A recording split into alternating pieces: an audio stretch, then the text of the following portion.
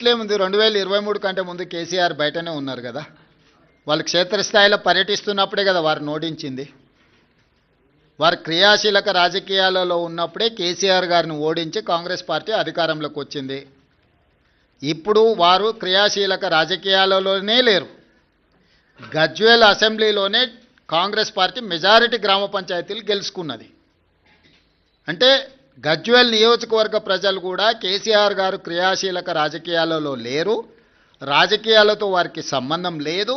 ఒకవేళ ఉన్న గజ్వేల్ శాసనసభ సభ్యుడిగానే వారి వల్ల ప్రయోజనం లేదని ప్రజలు ఈరోజు తీర్పిచ్చిండ్రు. గజ్వేల్ నియోజకవర్గ ప్రజలే కేసీఆర్ నాయకత్వాన్ని తిరస్కరించి అక్కడ కాంగ్రెస్కు మెజారిటీ గ్రామ పంచాయతీలు ఇచ్చిన తర్వాత ఇంకా ఏదో అద్భుతం జరుగుద్ది అని, అల్లావుద్దీన్ అద్భుత దీపం వస్తుంది అని ఆశిస్తే అది ఆశావాహుల యొక్క అభిప్రాయం. నేను కొత్తగా చెప్పడానికి ఏం లేదు. ఏం ప్రభాకర్?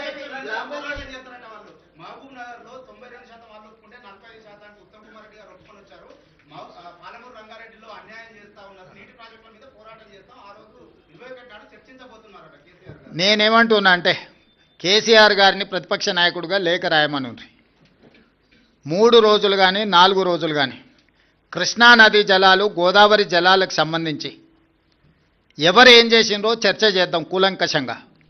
పూర్తి వివరాలతో వచ్చి కూర్చుందాం.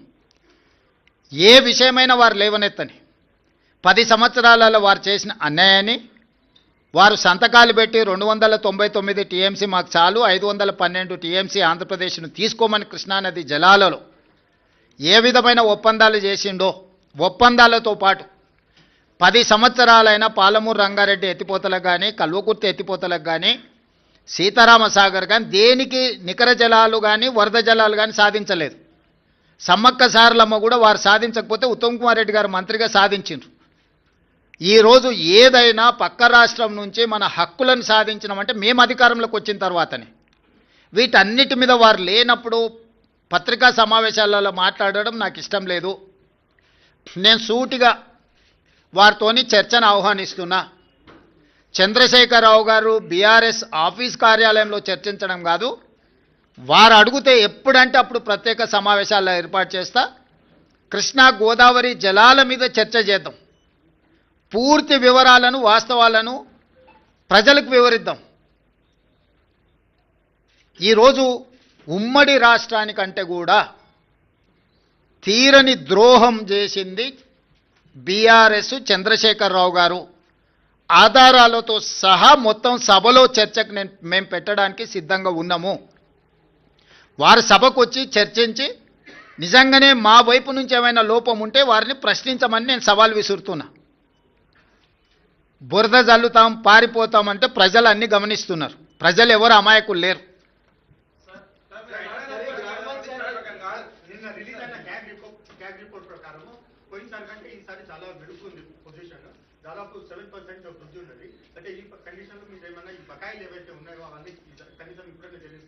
ఏం బకాయి? నీకేం బకాయి ఉంది రాహుల్? ఎవరికి? డిస్కమ్లక చేద్దాం. నేను ముందే చెప్పిన ఆదాయం పెంచుతాం పేదలకు పంచుతామని. వారు చెయ్యంది మేం చేసింది సన్నబియ్యం 200 యూనిట్లు ఉచితం, 21,000 కోట్ల రూపాయల రైతు రుణమాఫీ, 9,000 కోట్ల రూపాయలు 9 రోజుల్లో రైతు భరోసా, 22,500 కోట్ల రూపాయలు 4,50,000 ఇందిరమ్మ ఇండ్లు. ఇట్లా చంద్రశేఖరరావు గారు చెయ్యని చాలా పనులను ఈరోజు మేము చేసినాము. ఈ ఆదాయాన్ని పెంచుకుంటూనే దుబారాను తగ్గించుకుంటూనే ఈరోజు ఈ పథకాలన్నిటిని కూడా అమలు చేస్తున్నాము. ఎంత ఆదాయాన్ని పెంచితే అంత పేదలకు ప్రయోజనం చేకూర్చే విధంగా ఖచ్చితంగా మేము వాటిని వినియోగం చేస్తాం. ఒక్క రూపాయి కూడా దుర్వినియోగం జరగకుండా ప్రజలకు ఏ రకంగా మేలు చేయాలనేదే మా నిత్యం తాపత్రయము. ఖచ్చితంగా వాటిని అమలు చేస్తాం. ఇప్పుడు ఎన్నికలకు సంబంధించి మాట్లాడుకుందాం. గ్రామ పంచాయతీ ఎన్నికలు వాటి ఫలితాల మీద మాట్లాడుకుందాం.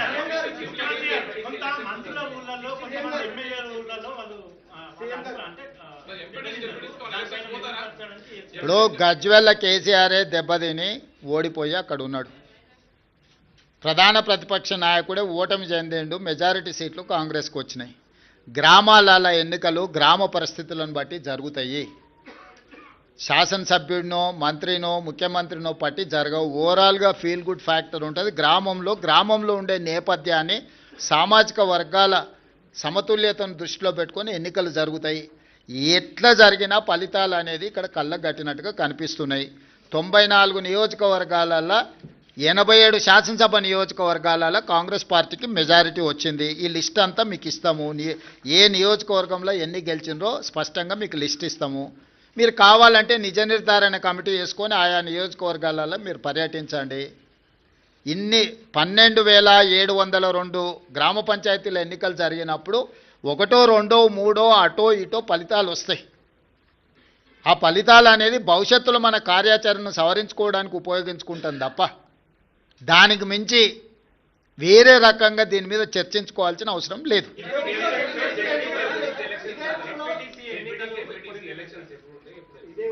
తొందరలోనే శాసనసభ పెట్టి చర్చ చేసి అందరి అభిప్రాయం తీసుకుంటాం ఎట్లా ముందుకు వెళ్దాం అనేది. ప్రతిపక్షాలకు కూడా అవకాశం ఇస్తాం. ఆ ఎన్నికల్ని ఎంపీటీసీ, జడ్పీటీసీ, మున్సిపల్ ఎన్నికలు, మున్సిపల్ కార్పొరేషన్ ఎన్నికలు వీటన్నిటికీ సంబంధించి కూడా తొందరలోనే శాసనసభ సమావేశాలు ఏర్పాటు చేసి ప్రతిపక్షాలను కూడా అడుగుతాం ఏ విధంగా ముందుకు వెళ్దాము, 42% బీసీ రిజర్వేషన్లు ఏ విధంగా సాధించుకుందాము, భవిష్యత్ కార్యాచరణ ఎట్లుంటే బాగుంటుందో ప్రజాస్వామిక బద్ధంగా చర్చ చేసి అసెంబ్లీలో ఆ తర్వాత ఎన్నికలపై ఒక నిర్ణయానికి వస్తాం.